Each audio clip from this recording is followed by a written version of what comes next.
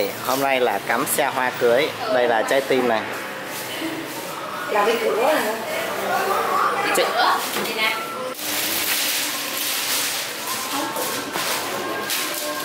Đây, bây giờ mình sẽ dán đề can trong. Xong sau đó mình sẽ dùng băng keo hai mặt để mình dán cái trái tim ban nãy đó. Mình dán trái tim lên, mục đích là nó làm cho không có bị chày xe của chủ xe.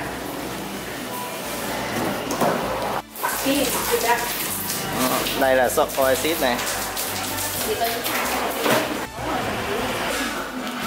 Đây là toàn là lão làng này. Đây là bạn Duyên này. Bạn này cắm nhà thờ là 10 năm rồi. Đấy. 3 tuổi ha. 25 rồi. 15 năm.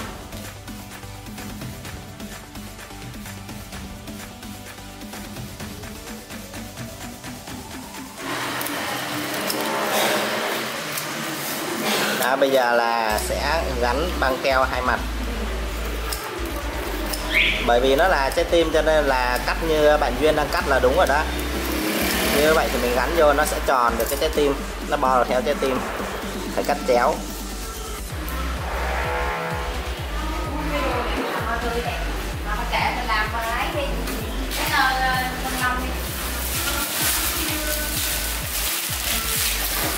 Này sẽ sử dụng, đây là hoa cúc mai này, hoa mimi màu trắng này, hoa hồng dâu, whisky xanh, sống đời. Đó, rất là đẹp. Cái sống đời này là một trong những cái loại hoa mà để được rất là lâu này. Mimi thì cũng tạm ổn, còn hoa cúc mai thì khỏi nói rồi. Đây là hoa chắc lâu nhất trong đây. Cúc mai cái whisky cũng lâu nhỉ.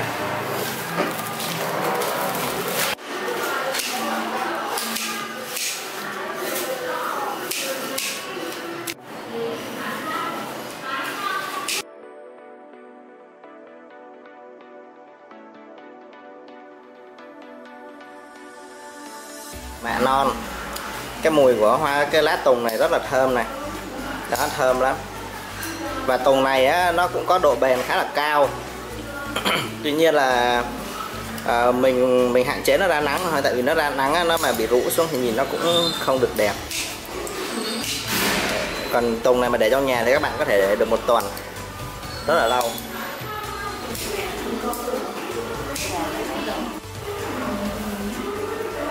Bây giờ bạn Thư đang làm cái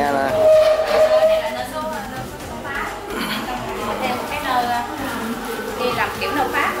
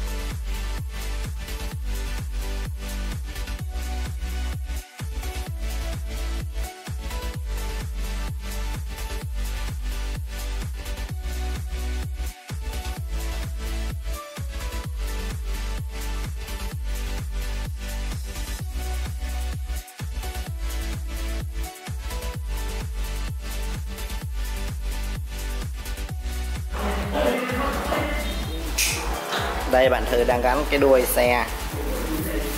Đó. Đây là dây kẽm giấy, một cuộn. Này mình ra ngoài các cái shop hoa bán phụ kiện hoa các bạn mua 60.000.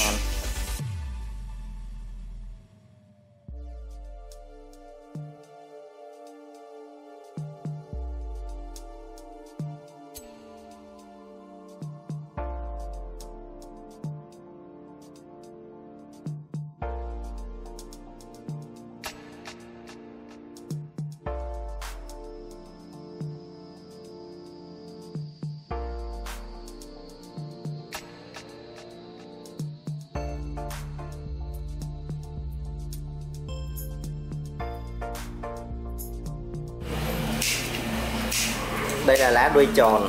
Lá đuôi tròn này là lá đuôi tròn loại 1 này, rất là đẹp và dài. Tươi nữa. Nói chung là tuyệt đẹp.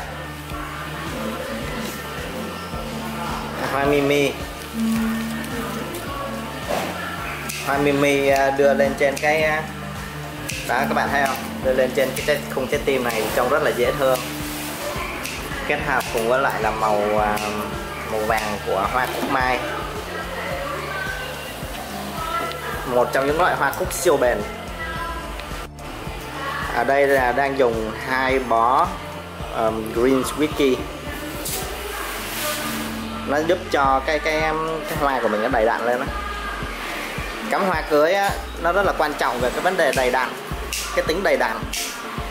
Nó có ý nghĩa là tràn đầy tình yêu thương, rồi nói chung là rất là nhiều ý nghĩa.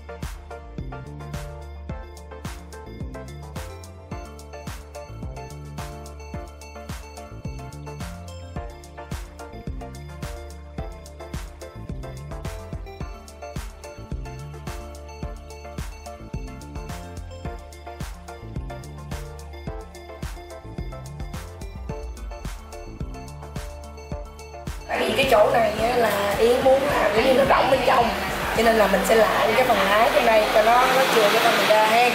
Đó, còn cái phần ngoài là lúc mà mình mua cái băng cái đề can đó, mình mua cái hình vuông, sau đó mình sẽ lại bớt cái phần bìa ngoài để cho nó không có bị kè đi, còn cái phần trong này thì không sao hết ha. Đây là cái nơ 2 lớp. Mình sẽ cuốn nó vào trong cái tay cầm đây này.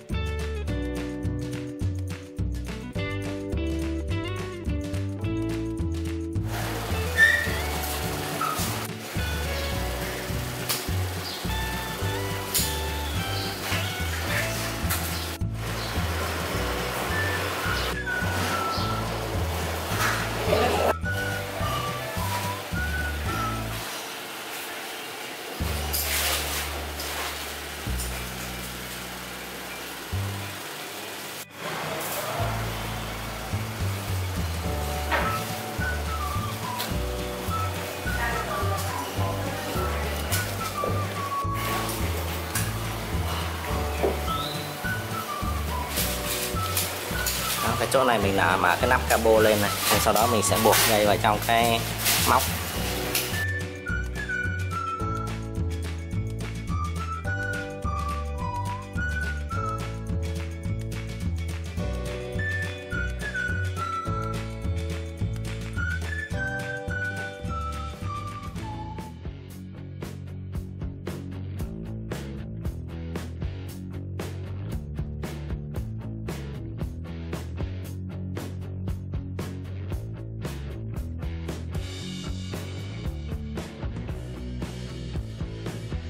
Xịt nước hả?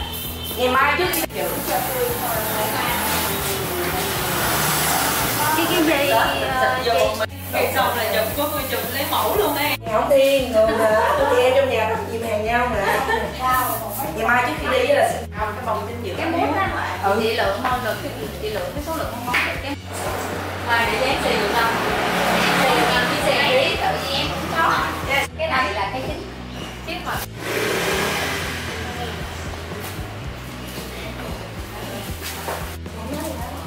Nhưng mà đi được không?